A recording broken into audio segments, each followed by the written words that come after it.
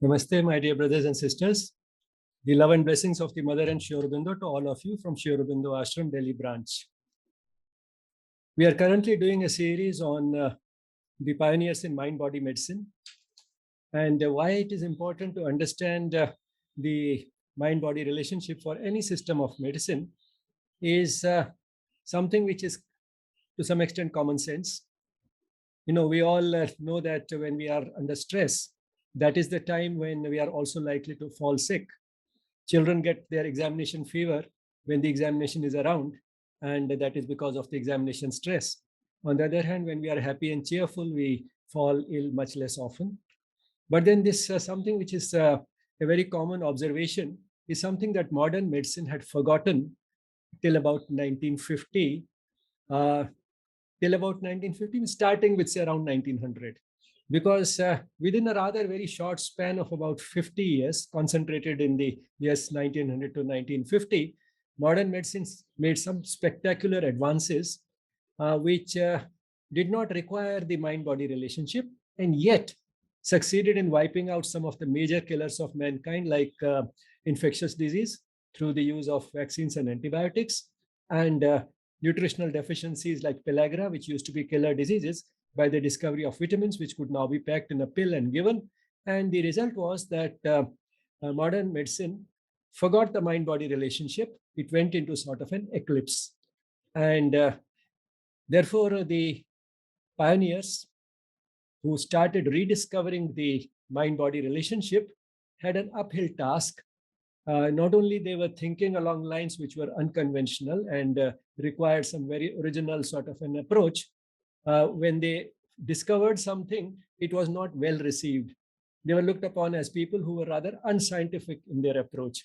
But then you can't keep the truth down. And the result was that within a period of less than 20, 25 years, starting around 1950, by the time it was around 1975, once again, mind-body relationship came to be accepted and accepted even better than it was in the earlier eras when it was centered more around common sense and so on. Because now there was plenty of scientific evidence available in its favor, and therefore it became more acceptable to mainstream medicine. So it has these pioneers that we are talking about, and luckily, you know, the mind-body relationship works both ways. When we are under stress or we are unhappy, we are more likely to fall ill. But then at the same time, if we are relaxed, cheerful, our heart is full of joy, we are also likely to stay healthy. And if we fall sick, we are likely to recover much faster and more completely. So it works both ways. And that is why understanding the mind-body relationship is important for any system of medicine. The pioneer that we are going to talk about today is Herbert Benson. And before I go into his life and works, I'll read out a few lines from his very famous book, The Relaxation Response, which we shall refer to during the talk also. And please listen carefully, because these lines have a sort of a quiz for you. If you owned a factory and a sales representative called on you to sell you a miracle machine that would never fail to distribute vitally needed materials to all points of your plant, your plant means a factory. So this salesman is telling you that is trying to sell you a miracle machine that will supply and distribute whatever is needed by any machine in the plant, in the factory, and at the right time, in the right quantity, it will distribute the vitally needed materials to all points of your plant, say materials like raw material, etc. Then you'd probably give him a few minutes of your time. You'd think that's something important, and if this machine can actually deliver the goods, then it's worth listening to this salesman. When he told you this machine was designed to last over 70 years and pump more than 2.5 billion times, indeed, circulating between 40 and 80 million gallons of essential fuel to keep your factory functioning, you might begin to doubt that such a fantastic device really could exist. Yet every living man and woman in the world possesses just such a machine. I'm sure you've guessed by now that the machine Herbert Benson is talking about here is the human heart, which delivers the number of times he has mentioned and the amount of fuel that is mentioned is the blood to various parts of the body, supplying to each part of the body the oxygen and the nutrients which are needed in different parts of the body. So it takes care of the entire human machine, this one machine, the human heart. With that, now we can go to the PowerPoint presentation. So this is the man, Herbert Benson, who discovered the relaxation response. And he passed away only this year on the 3rd of February. He graduated from the Harvard Medical School, one of the top medical schools of the world, in the year 1961. And he went on to work at his alma mater most of his life. He specialized in cardiology. And in the 1960s, he made some observations in Puerto Rico. He found that those who were living on the islands, the people who were rather rural in their lifestyle, they had high blood pressure only occasionally. Most of the time, most of them had normal blood pressures, whereas those who lived on the mainland and had urbanized lifestyles were the ones who had a high prevalence of high blood pressure. And he intuitively guessed that this has something more to do than with the physical factors like diet and exercise, and probably had, he thought, something to do with the mind. So this man, already had a mind which was open to this type of a mind-body relationship.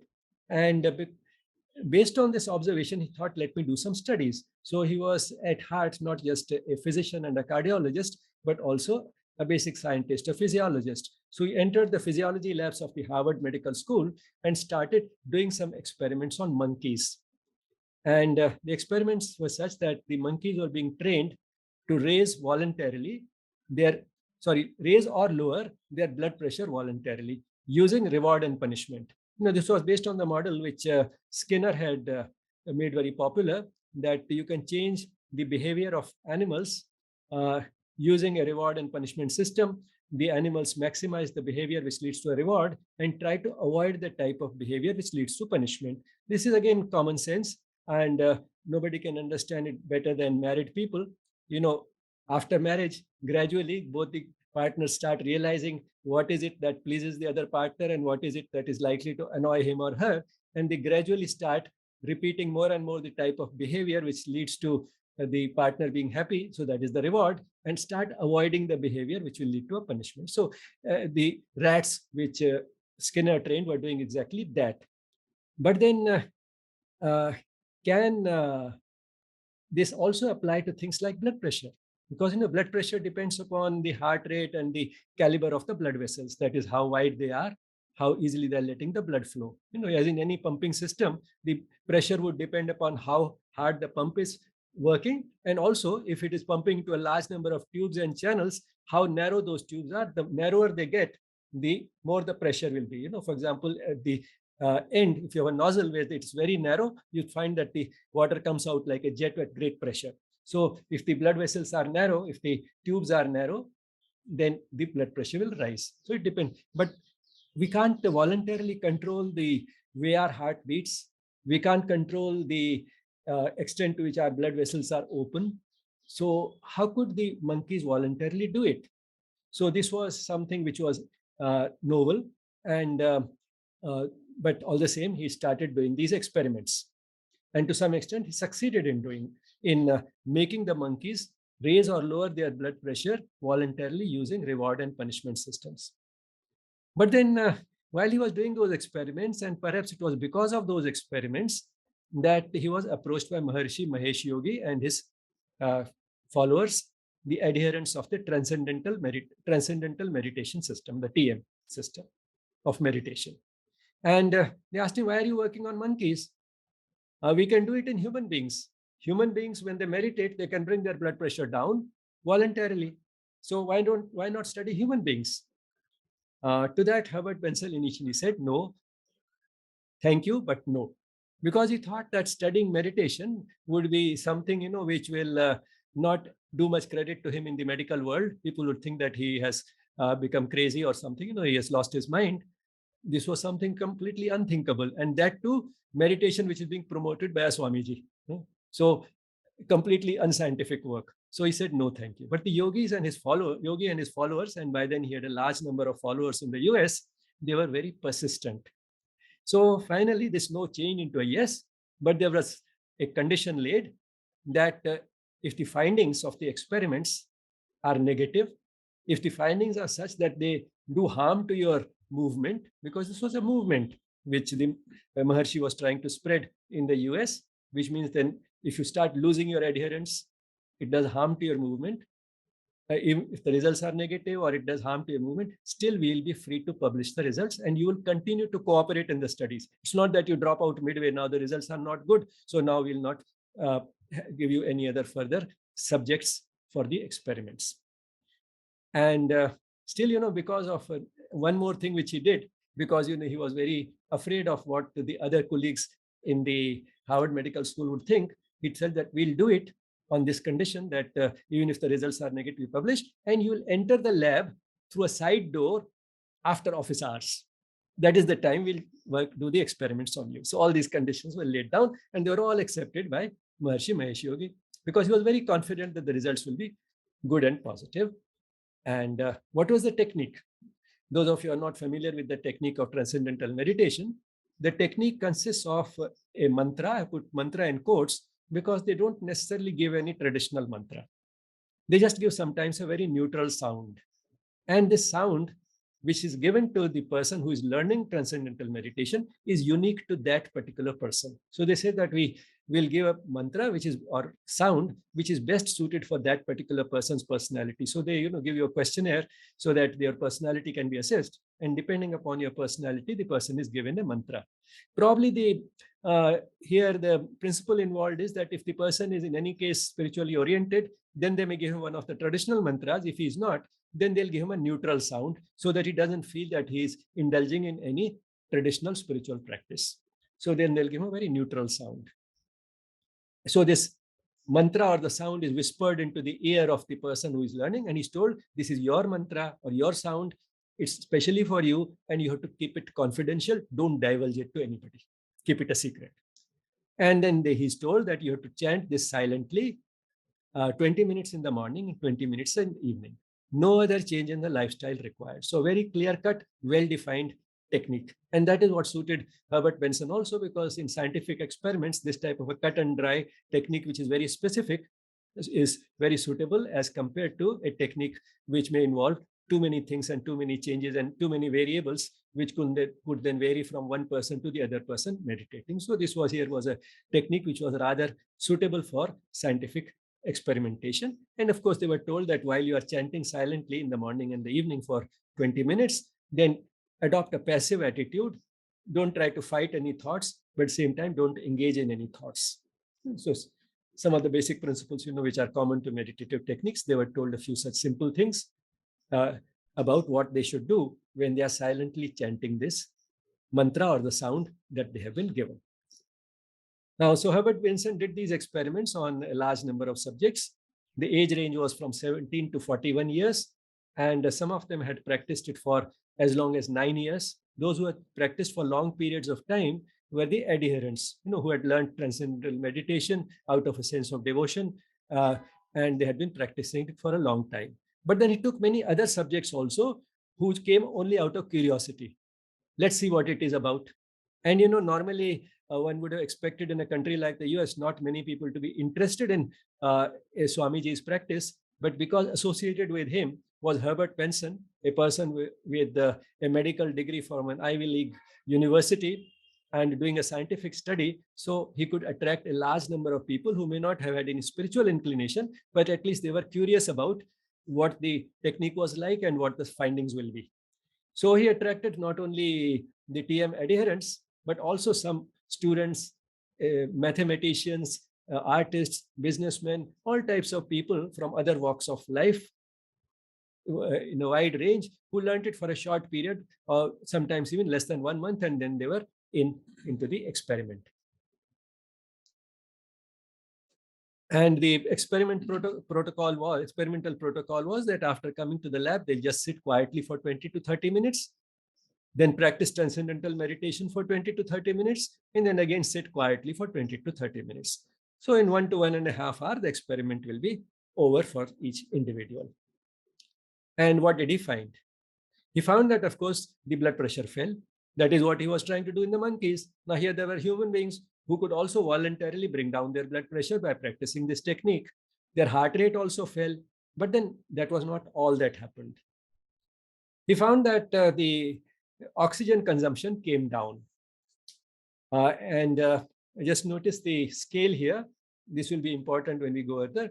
Say the experiment was about 1 hour. So the scale shows from 0 to 60 minutes. So this was the duration of the experiment. And it is the middle period during which the person was actually meditating. And it is during this middle period that the oxygen consumption has fallen drastically. Of course, looks more drastic than it really is because of the scale. Say it has dropped from about 250 to about 210 milliliters or cubic centimeters per minute. So that is the reduction in the oxygen consumption. So the person seems to be needing less oxygen. Okay. And we need less oxygen when we are spending less energy. So the person is spending very little energy and therefore consuming very little oxygen. However, it may be that he's needing more oxygen, but somehow due to some reason, he's not able to get enough. So how about that?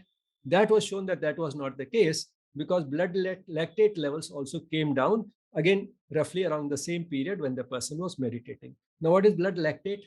Blood lactate gives us an idea of how much energy is being used, but the commensurate amount of oxygen is not available. So, for example, the person runs a sprint. The oxygen consumption during that 15 seconds, 30 seconds, or whatever the person is running extremely fast, the oxygen consumption is very high.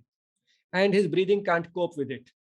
Hardly has his breathing really picked up and started, breathing hard and fast, and his heart has also started breathing fast and hard. By the time that has happened, the sprint is over, which means that the large amount of oxygen that he consumed during the sprint has been used up in some other way. Oxygen for that came from somewhere else. Actually, oxygen didn't come from anywhere else. The fuel was not burnt down completely. So when glucose is not burnt down completely or fat is not burnt down completely, when fuel is not burnt down completely, what we accumulate in the blood is lactate. So here there was lactate was not getting accumulated. And then what happens is when the person, say after a sprint or a race or any exercise in which the oxygen supply was not commensurate with the requirements, when the person stops the exercise, by the time he finishes the exercise, he has incurred an oxygen debt, which means he was getting into the body less oxygen that was really necessary. And the evidence for that is blood lactate has built up. Now that he's at rest, he can continue breathing fast for some time.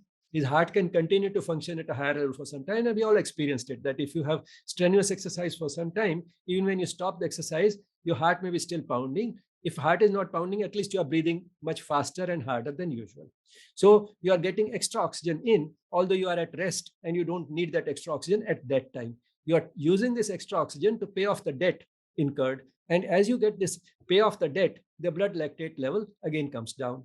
Now here, there are people who have taken no exercise, who are completely at rest, but were using much less oxygen than is normally required at rest. Here also the person is at rest and quiet.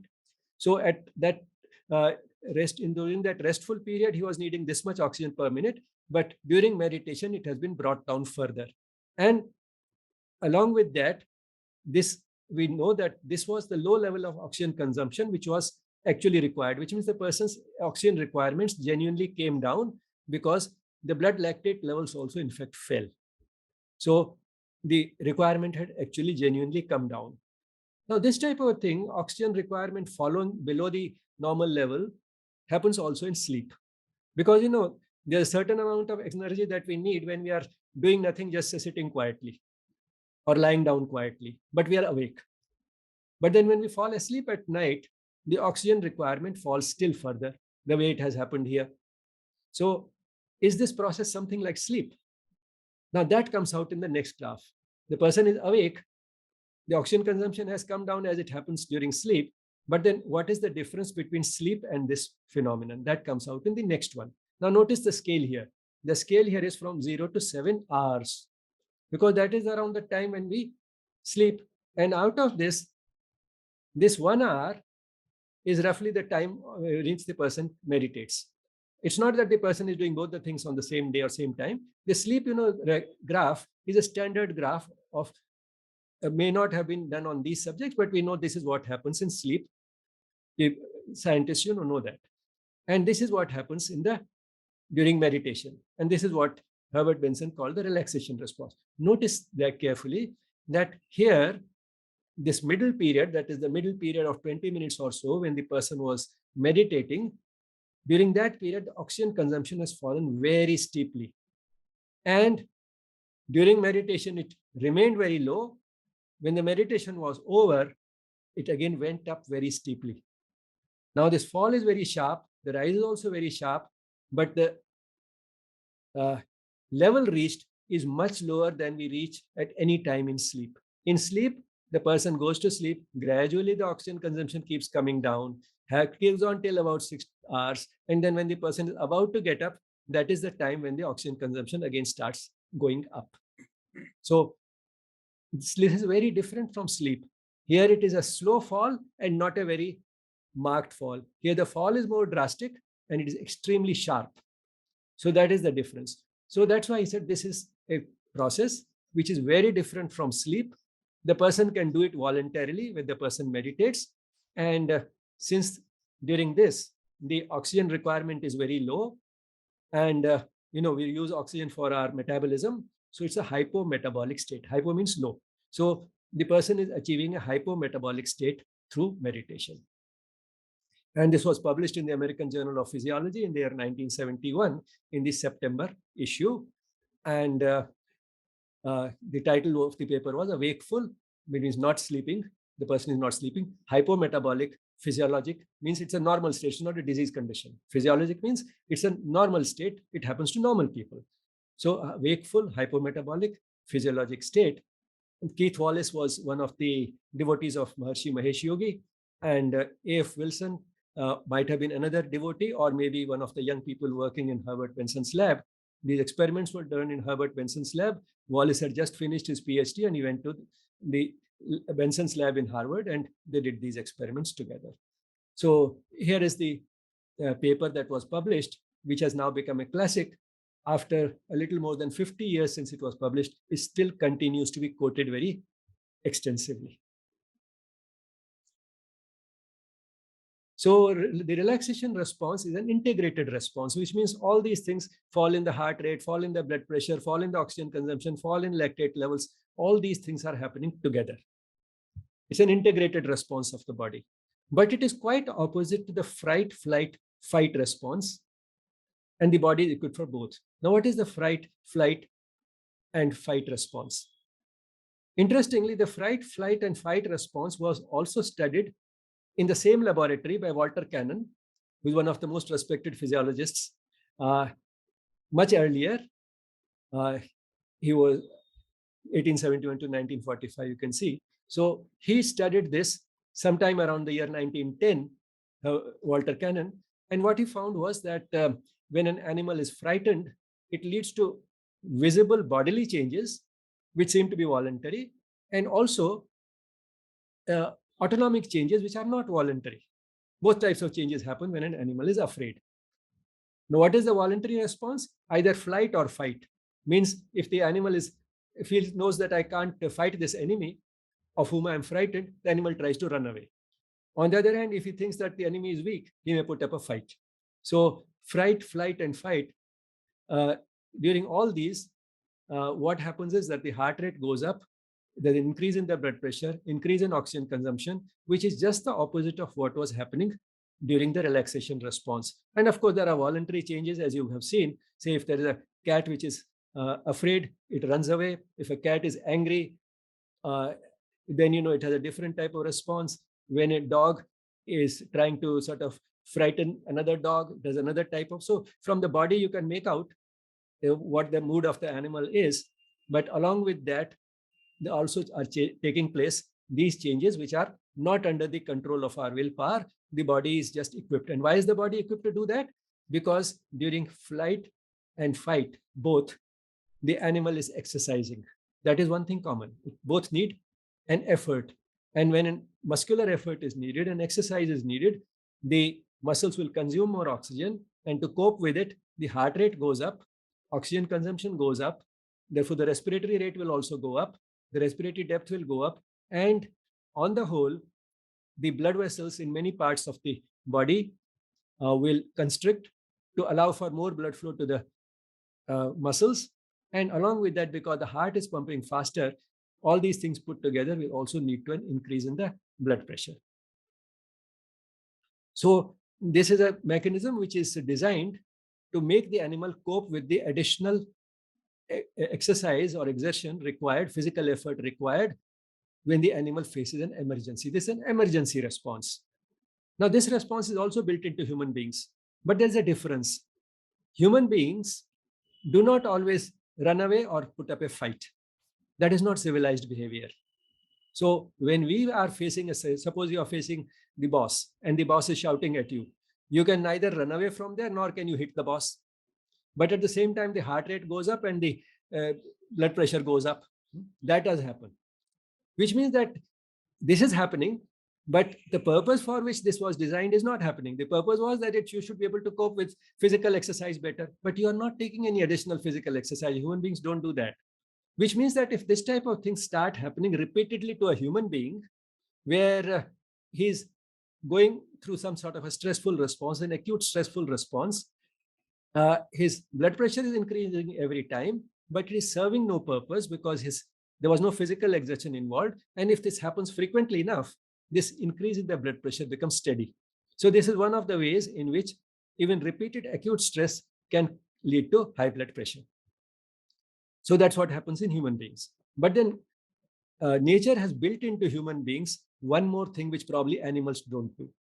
Nature has built into human beings also a response which the human being himself can engineer, which will prevent this type of a thing from happening. And that is what the relaxation response is. So these are two opposite type of responses. The body is equipped with both, especially the human body. We can't be sure whether an animal can also meditate and relax and bring down the blood pressure. But the human body is equipped with both. But there's a difference. The fight, flight, and fright response, I call it 3F response, is involuntary. The animal doesn't have to do anything about it. It just happens. You can't even stop it from happening. A human being knows it is useless for me, but he can't stop it from happening. It happens even in the human being. On the other hand, the relaxation response is voluntary. It is in the control of willpower. Not only it is under the control of willpower, anybody can learn it, which means it's not that it takes a very special type of person who can learn it. People with less than 1 month of training of transcendental meditation could also learn it enough to get a similar response. I'm not trying to say that the other deeper and more spiritual aspects of meditation are not necessary or they're useless. But for this limited purpose, what we can see is that our brain is so wired that any human being can voluntarily learn in a very rather relatively easy a technique by which he can bring down his blood pressure voluntarily on his own whenever he wants, which means that he can control his mind enough to get reflected in these bodily responses like the blood pressure. So this is the relaxation response which Herbert Benson discovered on these subjects who practiced transcendental meditation. This book was published in 1975 and sold more than 4 million copies. By now it might have further gone up. Then, he didn't confine himself to transcendental meditation. Herbert Benson started studying other techniques of meditation. For example, here you can see him in conversation with the Dalai Lama when the Dalai Lama visited Boston in 1979.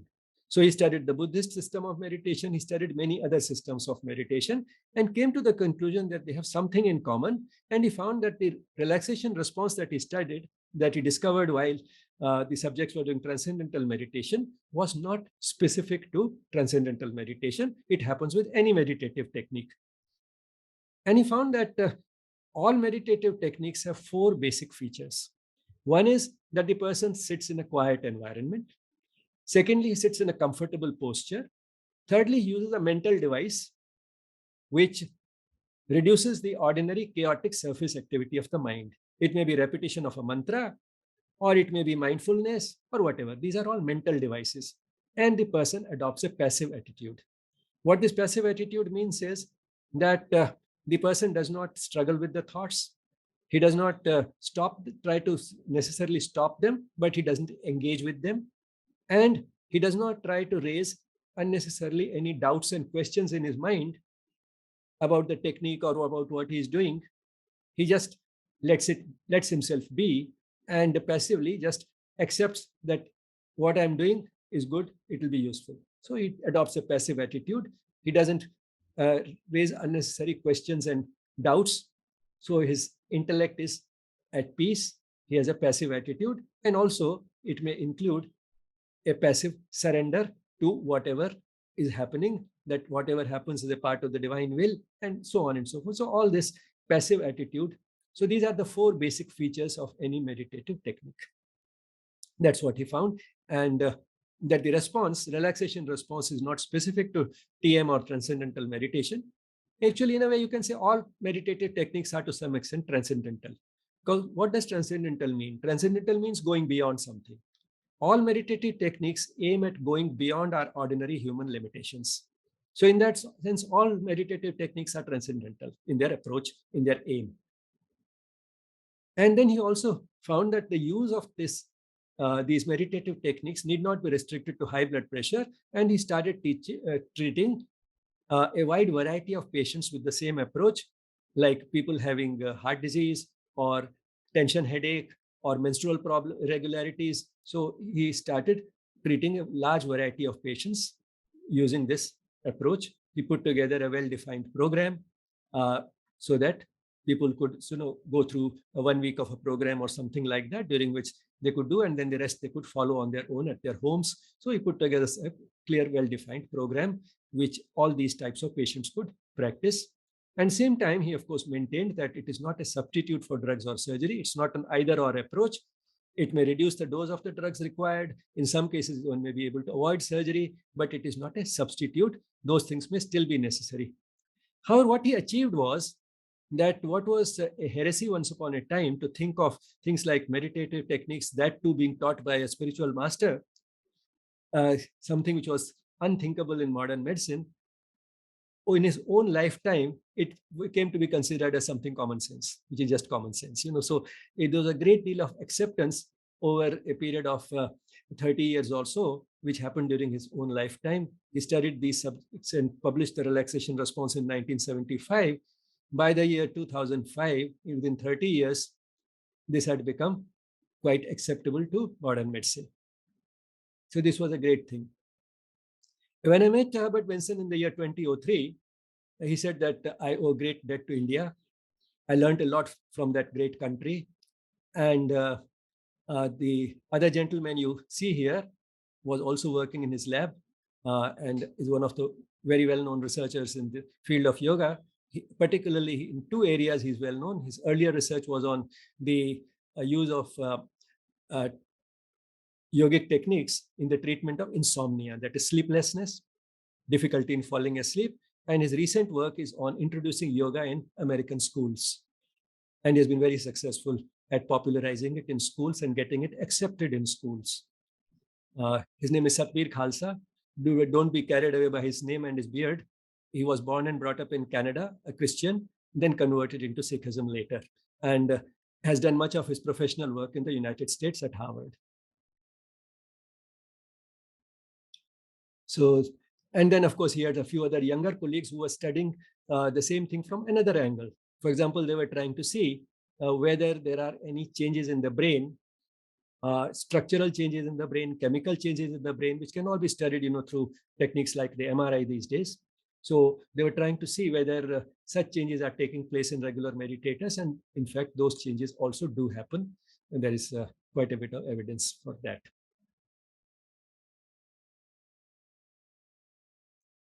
So this is sort of briefly his career, and you can see it is a very bright career, illustrated sort of career which anybody would like to have.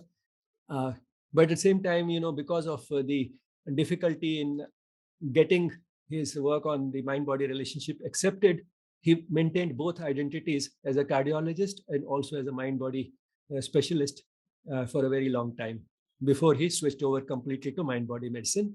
So graduated from the school and then specialized in cardiology, went on to establish the Mind-Body Institute at Harvard Medical School in 1992, became a professor of mind-body medicine at that same place.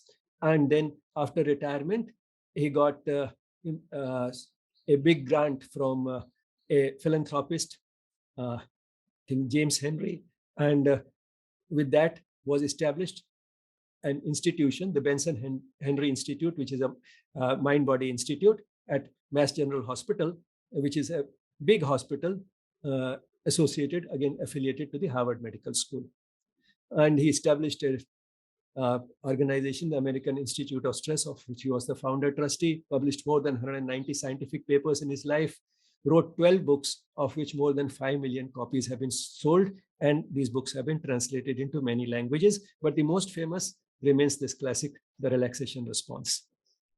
So he saw heresy turn into an accepted idea in his lifetime, which is always a great satisfaction. But that did not stop this revolutionary thinker from picking up another heresy for scientific exploration. Guess what it was? In 1996, he got a $2.4 million grant from the John Templeton Foundation. This foundation, specializes in supporting all types of science-religion dialogue. And with the help of this grant, he undertook a decade-long study on the healing power of prayer. We'll not go into these studies today.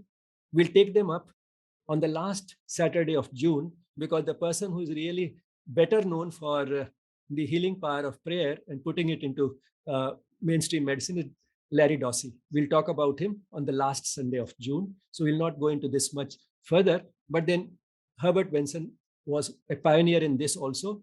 And in 1998, he organized a conference on this subject in Harvard. So you see, if the Mecca of modern medicine, Harvard Medical School, decides to look at something like the healing power of prayer and organizes an international conference for it, that itself gives a certain respectability to the subject. So he made this type of a subject also respectable and acceptable in scientific research. His obituary, published on the 17th of February 2022 in the New York Times, one of the things that obituary said was that Herbert Benson always took care to say that even if his research was 100% accurate, meditation and prayer could never replace drugs and surgery completely. Which means they could replace maybe sometimes reduce the dose of drugs, but one can't take it as an either or approach. Both medical treatment and spiritual care, he said, were necessary, a fact that Western medicine had long tried to ignore. They ignored the spiritual care part, and one that Herbert Benson spent his career trying to correct. He tried to correct that imbalance. This is one of his best known quotes. There's something called the physiology of forgiveness, which means you have bodily changes resulting from emotions, including the emotion or thought of forgiveness. Being unable to forgive other people's faults is harmful to one's health. So not only smoking is injurious to health, not forgiving somebody is also harmful to health. Okay, that's also injurious to health.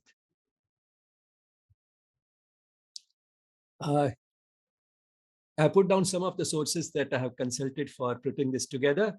Most important being this obituary published in the New York Times on 17th February, and this is the link to that obituary. Wikipedia has a good page on Herbert Benson, and then some of the pictures are from Google Images, and some have been scanned from the book Relaxation Response. We always love to hear from you. Besides any questions or comments that you may have at the end of the session, you're always welcome to write us on yes@yesspirituality.com. Gratitude to the Mother and Sri Aurobindo for making this session possible. Thank you.